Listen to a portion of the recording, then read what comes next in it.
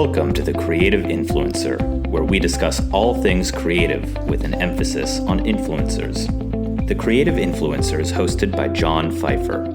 John is an entertainment attorney in Santa Monica, California, who represents influencers and other creatives.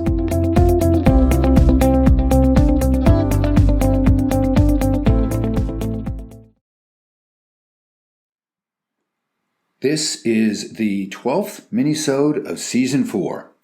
Last week, in Minisode 11, we looked closely at what is allowed under the soon-to-be voted upon NCAA rules for the commercial use of a student-athlete's name, image, and likeness, or NIL for short.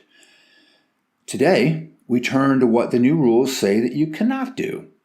Something to understand before talking about the specific prohibitions outlined in the NIL rules is that the NCAA is extremely concerned with protecting and preserving the, quote, amateur, close quote, status of college sports.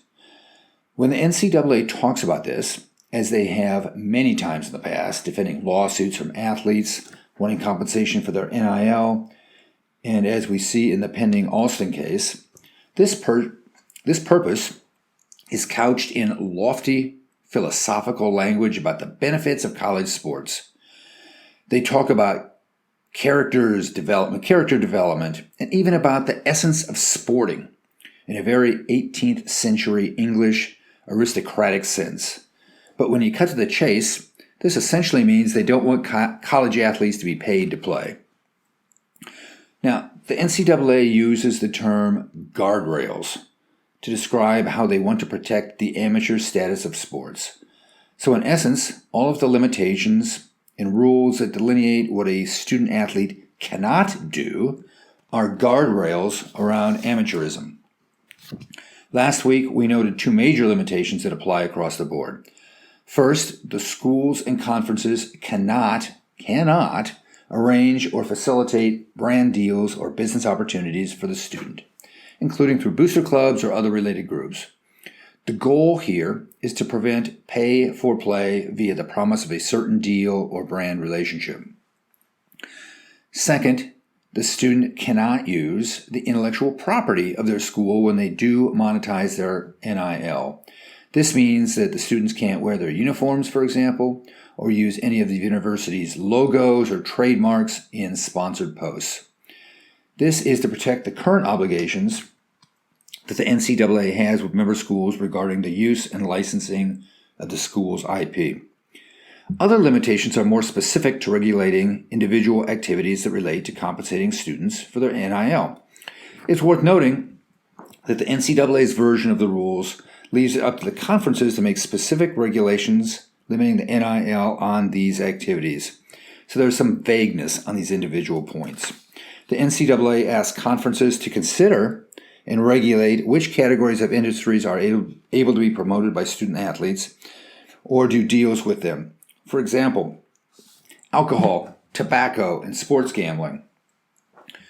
The NCAA's black letter rule here is that activities in industries that are, quote, inconsistent with the NCAA membership values, close quote, should be precluded. Now, this leaves a lot of room for interpretation. For example, will UNLV, the University of Nevada, Las Vegas, prohibit its athletes from promoting casinos? The NCAA also asks conferences to limit other industries and brands based on how they may have broken rules in the past, specifically around recruiting. This is pointing to athletic shoe and apparel companies specifically. This is vague because this may differ from conference to conference based on past rules and fractions. Let's say that a conference did decide to limit athletic apparel companies from paying student athletes for the NIL. That would leave out a huge portion of potential brand deals. It's not like a college athlete is going to get a Patrick Mahomes / Aaron Rodgers State Farm insurance deal.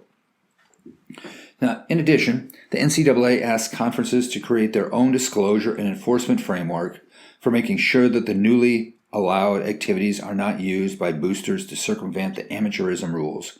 Again, code for no pay for play.